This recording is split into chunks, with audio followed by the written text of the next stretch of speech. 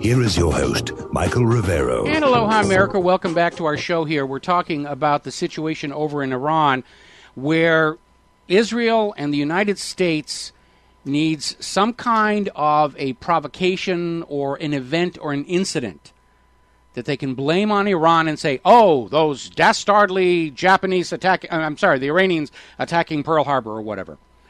And we know that these things are started by hoaxes and by fraud. We know that there were no torpedoes in the Gulf of Tonkin. President Johnson lied to you about that. There was no Spanish mine in Havana Harbor. The main exploded from a design flaw. They put a coal-burning stove on the other side of a wall from an ammunition magazine on an iron ship.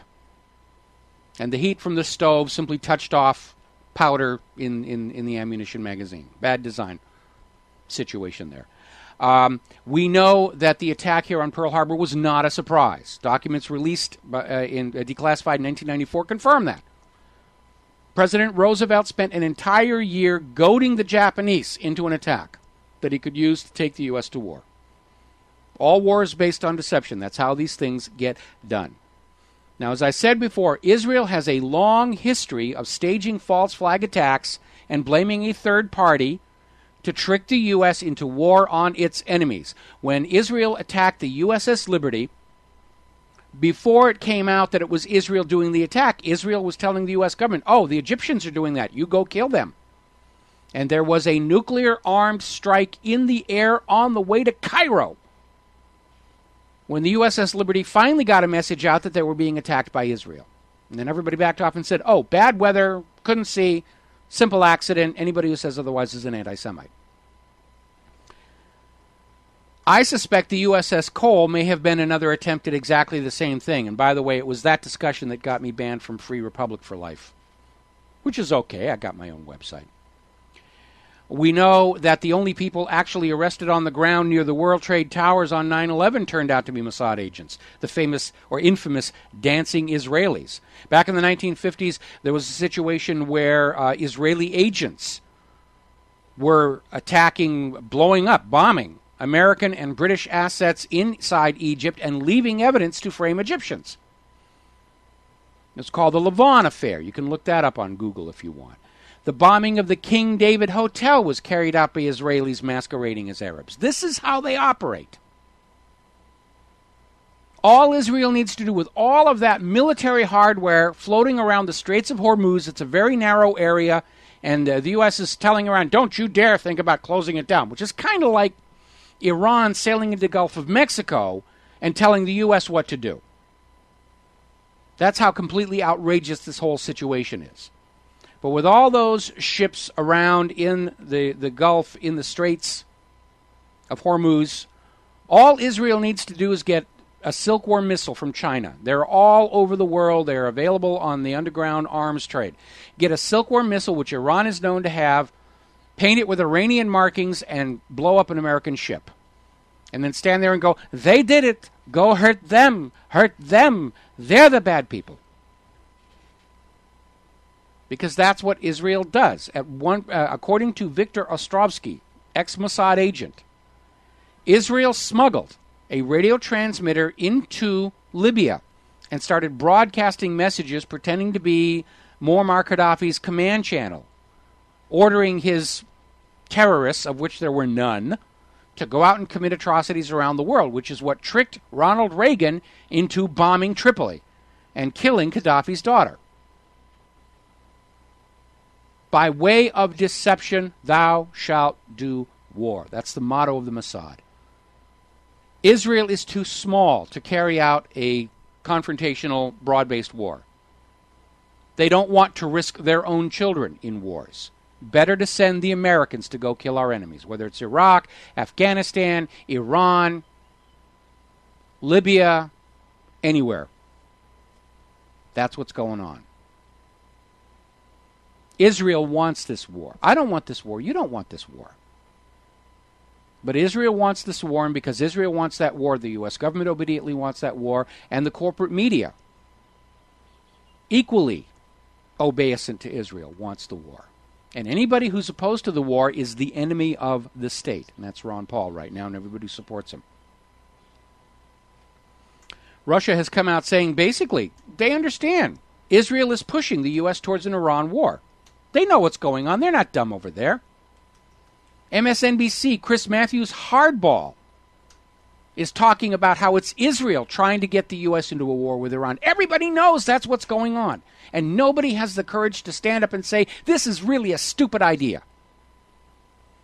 Russia has come out today and said an attack on Iran by the United States of America will be seen as a direct threat on Russia itself. Remember the Kennedy Doctrine? Russia is now doing it back to the United States. If we attack Iran, Russia will see it as a direct military threat by the United States against Russia.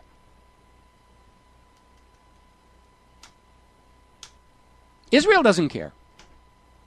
Israel would be perfectly happy if the United States and Russia started firing nuclear missiles at each other and blew each other up, because that would leave Israel with their nuclear arsenal pretty much in charge of the rest of the world. Israel loves to get other people to kill each other off. Let's trick the stupid Christians and the stupid Muslims into slaughtering each other. And what's left over will belong to Israel. Let's get the Russians and the Americans to blow each other, nuke each other. And what's left over will belong to Eretz Israel. That's how dangerous this situation is here. Meanwhile, a senior U.S. official on yesterday basically said the purpose of all these American sanctions is to destroy Iran's banking system. They want to pave the way for a new private central bank to be set up inside post-war Iran, the way they're doing inside post-war Libya, the way they're trying to do inside Egypt, to enslave the entire world to the same private central banking system that has destroyed the working and middle-class populations of America and Europe. This is a war of banking systems, nothing more. We'll be right back. And aloha, America. Welcome back to the show here, and we're going to go right to the phones. Scott in Wisconsin. Aloha, Scott. Welcome to the show. What's on your mind? Hey, Brother Mike. How you doing on this Friday night? Well, I'm doing pretty good. Thank goodness it's Friday, right? I know. Hey, Michael, you're hitting the nail right on the head. I couldn't agree with you anymore. I got a couple things to address with you real quick. We got military officials said that the U.S. Carl Vinson arrived in Arabian Sea on Monday to replace the outgoing U.S. John Stennis carrier group. Well, there's a qualifier there. There's a qualifier there because they're not saying when the Stennis is going to leave. They're saying it's supposed to. It's scheduled to depart. Right. But they're not actually saying when it's going. Yeah. That's correct, Michael. You're exactly right there. And I got another one. Here's another one. The U.S. Abraham Lincoln concluded its port visit to Thailand on Tuesday, begins its neighboring Arabian Sea. So, Michael, the scene is getting set. You know, you got at least 2 aircraft carriers right now. You got the Lincoln on its way. It takes money, buku money, to move these things. You know that. Oh yeah, and I mean, you're all the people on there. It's a huge amount of money. Well, it's not just, the George Bush, I think, is in the area. And don't forget, about a month ago, about 2 weeks ago, remember there was that report where one of these so-called arsenal ships, it's an Ohio-class ballistic missile submarine that has been taken out of ballistic missile service because of treaty requirements, and they put these 7 VLS launcher cells into each of the missile tubes. So this thing is carrying 150 cruise missiles that it can launch from, while submerged. They're Tomahawk land attack missiles. They could all be potentially carrying nuclear warheads. And that's on its way. Right, Mike, that's right. You can't rule that out there, brother. I also heard they're getting troops down on the bottom of Africa, too. They're getting a bunch of troops down there. So the scene is getting set, and I couldn't agree with you even anymore, Michael, about this surprise deceiving attack to get this thing rolling, But I will say this. I think the main thing that can really drive the nail through the coffin is with the Hormuz. If they shut that baby down, I think that right in itself, Michael, can ignite the wildfire. So I just thank you for taking my call, Michael, and you keep up telling the truth, and we'll talk to you later. God bless. All right, thanks an awful lot, and thank you for the phone call. We know that some 9,000 to 10,000 Americans, including military hardware and additional missiles to make up for the ones Israel sold to China, have arrived in Israel and are scheduled to stay there until the end of the year, which absolutely invalidates the claim this is just for a military exercise. You don't have military exercises that last an entire 11 months. You have wars that hopefully will last only 11 months, but we know better. No war has ever been as short as promised at the outset. I'm looking at a report in the San Francisco Chronicle that says the Pentagon is moving other combat troops and warships into the area. Apparently, the top American commander in the region is saying they don't have enough there to deal with the expected Iran's resistance to being buggered by the U.S. government. And so Marine Corps General James Mattis, who heads the U.S. Central Command, basically is saying we got to have more stuff coming in there. And so they're moving more troops from around the area. We've got one of our family members just ended her tour of Afghanistan and is back in the United States, but she's a qualified naval ships weapons officer, and I'm very, very concerned that if they start this war in the Gulf, she'll get rotated right back and put on a ship out there. So, it's very obvious to everybody. The U.S. is going to start a war with Iran for absolutely no reason other than the bankers want it, Israel wants it, the oil companies want it, and it's part of the project for the new American century to go out and simply conquer every country on earth that is not already a slave to a Rothschild-owned private central bank and make them wear their slave chains. That's what this is all about. Look at every single country the United States government has attacked, and they are all nations that tried to have state banks and value-based currencies.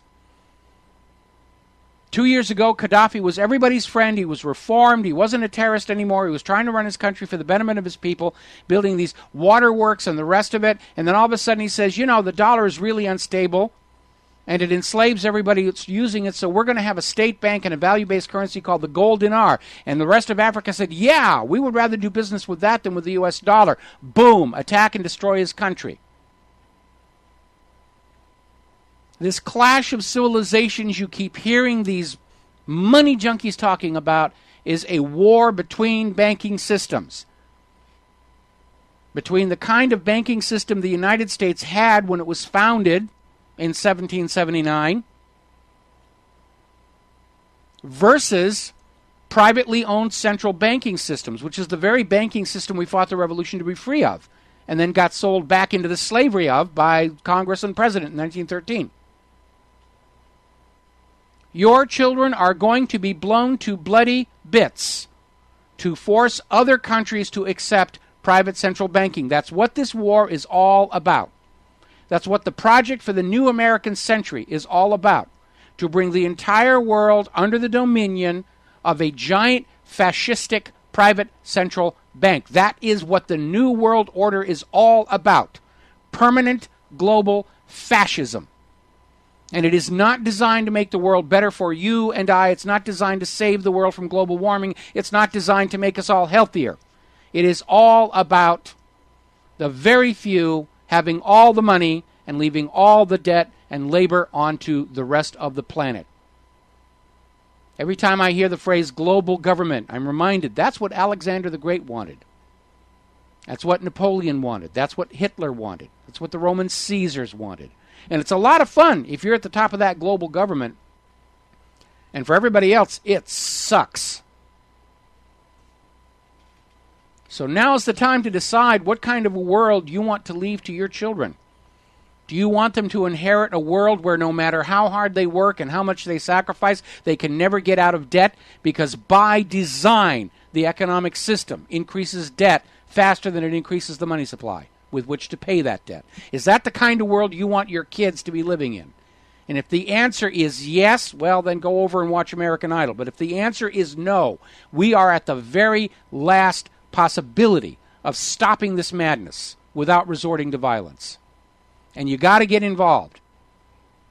Please do not just sit in front of your computer and read your computer and listen to my show and nod in agreement and say to each other, yeah, he's right. And yes, we all know Ron Paul's a wonderful guy. Now is the time to get out there.